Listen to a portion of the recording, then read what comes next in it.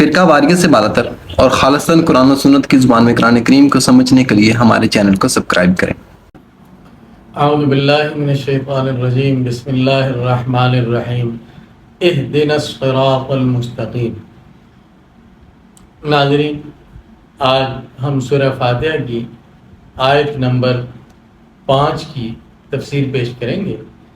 آیت کے الفاظ میں نے تلاوت کر دیے ہیں۔ اہدنا الصراط المستقیم ترجمہ ہے، اے اللہ ہمیں صراط مستقیم سیدھے راستے کی ہدایت فرما۔ یہاں ایک سوال پیدا ہوتا ہے کہ یہ دعا جس طرح ہمیں سکھائی گئی ہے اور ہمیں حکم ہے کہ ہم یہ دعا کیا کریں، اور نماز کی ہر رکعت میں ہم یہ دعا کرتے ہیں، اسی طرح یہ دعا انبیاء و اولیاء کو بھی سکھائی گئی اور وہ حضرات بھی یہی دعا کرتے گئے، حتیٰ کہ خود سرور دو عالم صلی اللہ علیہ وسلم یہی دعا کرتے گئے ہیں، اہدنا الصراط المستقیم، اے اللہ ہمیں سیدھے راستے کی ہدایت فرما۔ حالانکہ وہ لوگ نہ صرف ہدایت یافتہ بلکہ وہ مجسم ہدایت ہیں، اور دیگر انسانوں کے لیے وہ ہدایت کا چراغ ہے، تو وہ بھی یہ دعا کرتے گئے اور ہم بھی یہ دعا کرتے ہیں۔ تو سوال پیدا ہوتا ہے کہ ایسا کیوں؟ کیا نبی کریم صلی اللہ علیہ وسلم یہ دعا کیسے کیا کرتے تھے؟ حضرات صحابہ کرام کیسے کرتے ہیں؟ اور اولیاء کس معنی میں کرتے ہیں؟ جو لوگ خود ہدایت یافتہ ہیں وہ یہ دعا کس طرح کرتے ہیں؟ اور دیگر انسان، عام مسلمان ہمارے جیسے، وہ بھی یہ دعا کرتے ہیں۔ اس کا جواب سمجھنے سے پہلے یہ سمجھنا چاہیے کہ ہدایت کے مختلف درجات ہیں۔ اگر وہ درجات سمجھ میں آ جائیں تو قرآن کریم کی مختلف آیتوں میں جہاں ہدایت کا لفظ آتا ہے وہاں کئی سوال پیدا ہوتے ہیں، ان تمام سوالات کا جواب خود بخود مل جاتا ہے۔ ہدایت کے مختلف درجات ہیں۔ اول درجہ ہدایت کا وہ ہے کہ اللہ تعالیٰ نے جس چیز کو جس مقصد کے لیے پیدا کیا، اس مقصد کے لیے اس کو مناسب رہنمائی کر دی۔ مثلا کان کا مقصد سننا ہے، تو کان کے اندر یہ صلاحیت رکھنا کہ وہ سن سکے، یہ ہدایت ہے۔ آنکھ کو ہدایت دی دیکھنے کی، اور اسی طرح حیوانات، حتیٰ کہ جمادات، نباتات، ان سب چیزوں کو اپنے اپنے دائرہ کار کے مطابق ہدایت حاصل ہے۔ بطخ کا بچہ تیرنا جانتا ہے، وہ کہاں سے تیرنا سیکھ کر آیا؟ یہ وہ فطری ہدایت ہے جو اللہ تعالیٰ نے ہر چیز کو دی ہے۔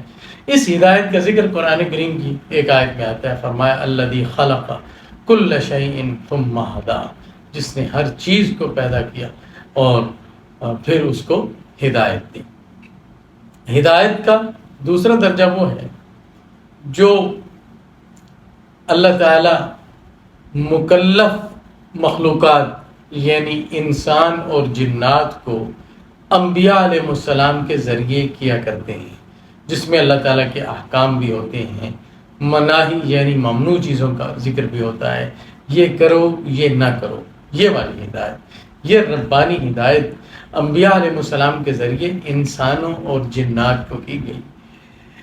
یہ ہدایت، اس کے محتاج تمام انسان اور جنات ہیں جو غیر نبی، انبیاء کے ذریعے ان پر ہدایت آتی ہے۔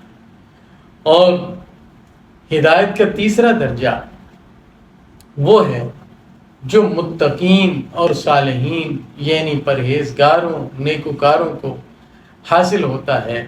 اس کا معنی یہ کہ جو لوگ اللہ تعالیٰ کے احکام پورے کرتے ہیں ان کے لیے اللہ تعالیٰ ایسے اسباب مہیا کر دیں کہ ان اسباب کے ہوتے ہوئے ان اللہ تعالیٰ کے احکام کو پورا کرنا آسان ہو جائے، اور جن چیزوں سے منع فرمایا اس کے لیے اللہ تعالیٰ حالات ایسے مہیا فرما دیں، ایسے میسر فرما دیں کہ ان چیزوں سے بچنا آسان ہو جائے۔ اس کو توفیق بھی کہتے ہیں، یعنی ہدایت بمعنی توفیق۔ اس کے بہت درجات ہیں، لامتناہی درجات ہیں۔ اسی ہدایت میں انسان کی ترقی ہوتی ہے۔ جو انسان بڑے سے بڑا ہدایت یافتہ ہے اس کو بھی اس کی ضرورت ہے، توفیق الہی کی، مزید کی، آگے مزید کی، یعنی اس کے درجات کی حد نہیں ہے، کیونکہ یہ راستہ اللہ تعالیٰ کی طرف جاتا ہے، تو اللہ تعالیٰ کی ذات لامحدود ہے، تو ان تک پہنچنے کا جو سفر ہے وہ بھی لامحدود ہے، اس کی بھی حد نہیں ہے۔ اس لیے حضرات انبیاء علیہ السلام اور اللہ تعالیٰ کے نیک بندے اولیاء کرام وہ بھی اسی ہدایت کی دعا ہمیشہ مسلسل کرتے ہیں، اہدنا الصراط المستقیم، کہ یا اللہ ہمیں سیدھے راستے کی ہدایت فرما، یعنی مزید توفیق عطا فرما اور اپنے قرب کے درجات میں مزید ترقی عطا فرما۔ سورہ فتح میں آتا ہے لیغفر لک اللہ ما تقدم من ذنبک وما تأخر ویتم نعمته علیک ویہدیک صراطا مستقیما، کہ اے نبی ہم نے آپ کو فتح مبین عطا فرمائی اور اس کے مقاصد یہ ہیں، آخری مقصد بتایا وَيَهْدِيَكَ صِرَاطًا مُسْتَقِيمًا، اور تاکہ اللہ تعالیٰ آپ کو صراط مستقیم کی ہدایت فرمائے۔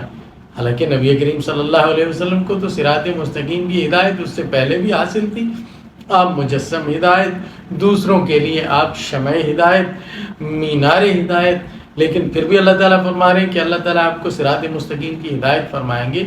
اس کے معنی یہی ہے کہ ہدایت کا جو یہ درجہ ہے جسے توفیق کہتے ہیں، اور جن میں حالات اور اسباب کو اس کے مناسب کر دینا اور اس میں آسانی پیدا ہو اور مزید کرنے کی توفیق حاصل ہوتی جائے، اس کی کوئی حد نہیں ہے۔ اس کی ضرورت جیسے ایک عام انسان کو ہے، اسی طرح درجہ بدرجہ بڑے لوگوں کو بھی ہے، حتیٰ کہ انبیاء علیہ السلام بھی اس ہدایت سے مستغنی اور بے پرواہ نہیں ہوتے، اور وہ عمر بھر یہی دعا کرتے رہتے ہیں کہ یا اللہ ہمیں صراط مستقیم کی ہدایت فرما۔ صراط مستقیم وہ راستہ جس میں کوئی موڑ نہ ہو اور جس میں کوئی اونچ نیچ نہ ہو، ہموار ہو اور سیدھا ہو۔ یہ راستہ کون سا ہے؟ یہ اگلی آیات میں اللہ تعالیٰ نے خود بتا دیا ہے۔ ان آیات کی تفسیر انشاءاللہ آنے والی ویڈیو میں پیش کی جائے گی۔ اللہ حافظ۔ فرقہ واریت سے بالاتر اور خالصتاً قرآن و سنت کی زبان میں قرآن کریم کو سمجھنے کے لیے ہمارے چینل کو سبسکرائب کریں۔